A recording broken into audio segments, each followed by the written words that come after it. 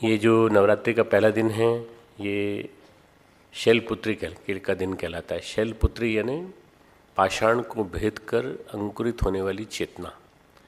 शैल यानी शैल पर्वत जो है वो हिमालय पर्वत, हिमवान। तो पार्वती का जो प्रथम रूप है, देवी का, दुर्गा का जो प्रथम रूप है वो शैलपुत्री है। तो आज के दिन हम उनका उस रूप में उपासना करते हैं कि जो पत्ते खा करके बिल्वकेश्वर जो हरिद्वार में है वहाँ जब तप करती हैं और वहाँ वो अनुष्ठान करती हैं कई सौ वर्षों तक, और तब जाकर के उनको सती से जब वो दूसरा जन्म लेती हैं तब उनको भगवान शिव मिलते हैं। तो माँ पार्वती का दिन है। पाषाण को भेद कर चेतना अंकुरित जब हो तो वो शैलपुत्री के रूप में निकल के आती है। इस बात को ध्यान में रखिएगा। सबसे पहली चौपाई है, बंदों गुरुपद कंज कृपा सिंधु नर रूप हरि, महामोह तम पुंज जासु वचन रवि कर निकर। इसका अर्थ है, मैं उन गुरु महाराज के चरण कमलों की वंदना करता हूँ जो कृपा के अथाह सागर और नर रूप में श्री हरि ही हैं, और जिनके वचन महामोह रूपी घने अंधकार को नष्ट करने के लिए सूर्य किरणों के समूह हैं। इतनी सी 3 लाइन की व्याख्या पौन घंटे में करूँगा मैं। नर रूप में हरि, गुरु महाराज के चरणों की वंदना कर रहे हैं। नर रूप में हरि, नर रूप में परमात्मा। हरि यानी पाप का हरण करने के कारण हरि, भगवान हम सबका पाप का हरण करते हैं, इसलिए वो श्री हरि कहलाते हैं। तुलसीदास जी का जीवन चरित्र बड़ा मर्मस्पर्शी है, बड़ा हिला देने वाला है कि आदमी कितना दुखी होकर के जीवन जी सकता है, उसका एक स्वरूप है। बांदा के पास राजापुर नाम का एक गांव है, राजापुर नाम का शहर है, शहर भी कह सकते हैं, कस्बा है, शहर हो गया, अब जन्म हुआ था उनका। और राजापुर, तुलसीदास वहाँ के जो राजा थे तुलसीदास जी के बचपन के मित्र थे। ये बाद की बात है, जब थोड़े दिन बाद जब उनकी प्रसिद्धि हुई। 32 दांत लेकर राम राम नाम का उच्चारण करते हुए श्री तुलसीदास जी का जन्म हुआ था। 32 दांत पूरे, ऐसा कहा जाता है दांत धीरे धीरे आते हैं, पहले 2 आते हैं, फिर 4 आते हैं, फिर 8 आते हैं, फिर धीरे धीरे सब दांत आ जाते हैं, फिर कुछ गिरते हैं, पर उनके तो पूरे दांत थे। तो उनका नाम रखा गया राम बोला, राम राम राम राम राम बोला। और लोग कुछ डर भी गए कि अशुभ तो नहीं करेगा ये आदमी, ये बच्चा जो आया है अशुभ तो नहीं करेगा। मूल नक्षत्र के सबसे खतरनाक मूल जो था उसमें चौथे मूल में पैदा हुए थे वो। तो चतुर्थ चरण में उनके जो पिताजी थे उनका नाम था आत्माराम दुबे और उनकी माँ का नाम था हुलसी नाम, पिता का नाम आत्माराम दुबे। और जन्म देकर माता चली गई, यानी इससे पता चलता है कि वो अशुभ क्यों माना गया। जन्म देती माता चली गई और थोड़े दिनों बाद, थोड़े माह बाद पिताजी चल बसे अकेले, कोई देख रेख करने वाला नहीं। पिताजी बहुत अच्छे ख्याति प्राप्त ज्योतिषाचार्य थे, पर वो ये भविष्यवाणी नहीं कर पाए कि उनका बेटा एक महापुरुष बनेगा, वो नहीं कर पाए। राजा जागीरदार उनका मान करते थे। एक उनकी दासी थी जिसका नाम था मुनिया नाम की दासी थी, जो उनको गोद में लेकर घूमती रही कि माँ बाप है नहीं, मैं देख रेख करूँगी। बाद में वो भी मर गई, उसकी भी मौत हो गई। एक पार्वती नाम की एक भिकारन थी जो भीख मांगती रहती थी, उसने अपने भीख से उनको संभाला। भीख जो मिलता वो खिलाती, वो पिलाती, दूध देती, सब कुछ देती, जहाँ से व्यवस्था करती। कुछ पैसे मिल जाते तो दूध ले आती। तो एक तरह से उन्होंने अपनी माँ के रूप में उसको ही माना, मुनिया को माना। उसी अम्मा ने राम नाम बार बार बोलने को कहा बच्चे को।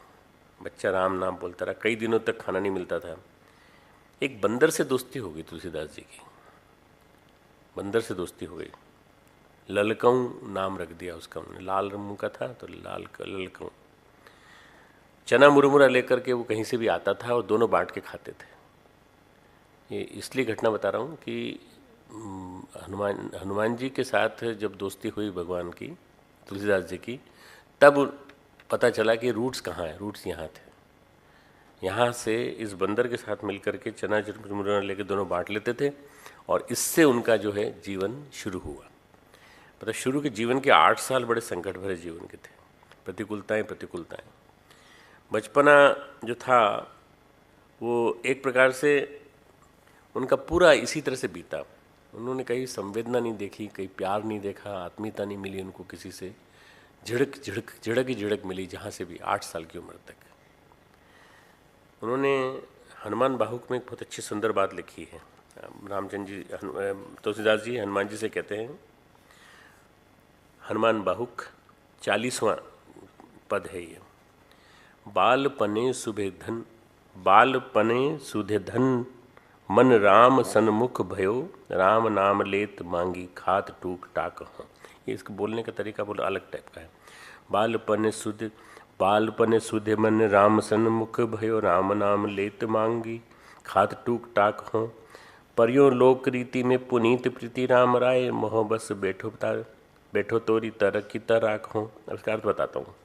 मैं बाल्यावस्था से ही सीधे मन से श्री रामचंद्र जी के सम्मुख हुआ, मुंह से राम नाम लेता हुआ टुकड़ा टुकड़ा मांग के खाता था। ये अपनी बचपन की बात बता रहे हैं। फिर युवावस्था में लोक रीति में पढ़कर अज्ञानवश राजा रामचंद्र जी के चरणों की पवित्र प्रीति को चटपट कूद कर तोड़ बैठा। संसार से मैं उनकी प्रीति में चढ़ गया। उस समय खोटे खोटे आचरणों को करते हुए मुझे अंजनी कुमार ने अपनाया, हनुमान जी ने, और रामचंद्र जी के पुनीत हाथों से मेरा उद्धार कराया, तिलक करवा करके। तुलसी गोसाई हुआ, पिछले खराब दिन भुला दिए, आखिर उसी का फल आज अच्छे तरह पा रहा हूँ। हुआ क्या कि उनके हाथ में एक बहुत बड़ा फोड़ा हो गया। वह पूरी बाह में उनकी जो था बहुत पीड़ा दे रहा था। तो जीवन का अंतिम काव्य उन्होंने लिखा, ये हनुमान बाहुक। ऐसा कहा जाता है किसी को कोई असाध्य तकलीफ हो तो हनुमान बाहुक का पाठ करे, रोज एक बार करे तो ये पीड़ा चली जाती है, पीड़ा कष्ट का निवारण होता है। क्योंकि पूरा का पूरा ये उसी पे लिखा गया है, आध्यात्मिक काव्य है ये।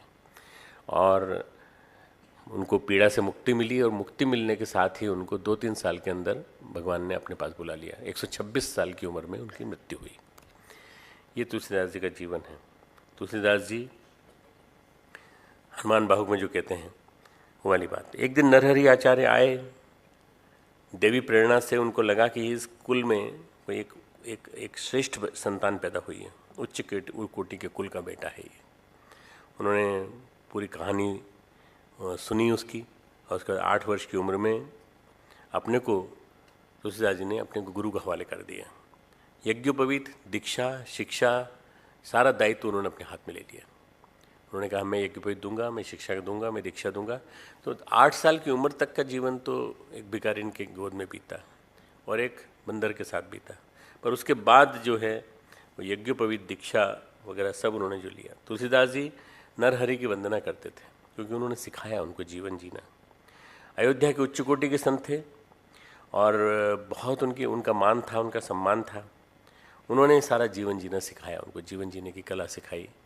सारा का सारा कैसे भगवान को जपना है, राम की आराधना कैसे करनी है।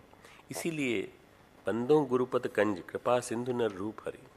कृपा सिंधु हैं और नर रूप में भगवान हैं, साक्षात भगवान हैं। अपने गुरु की वंदना कर रहे हैं, अपने गुरु की वंदना पर भगवान के रूप में कर रहे हैं। स्वयं भगवान हमारे गुरु, परम सौभाग्य हमारा है। हम लोग गाते हैं गुरु ब्रह्मा गुरु विष्णु गुरुरेव महेश्वर।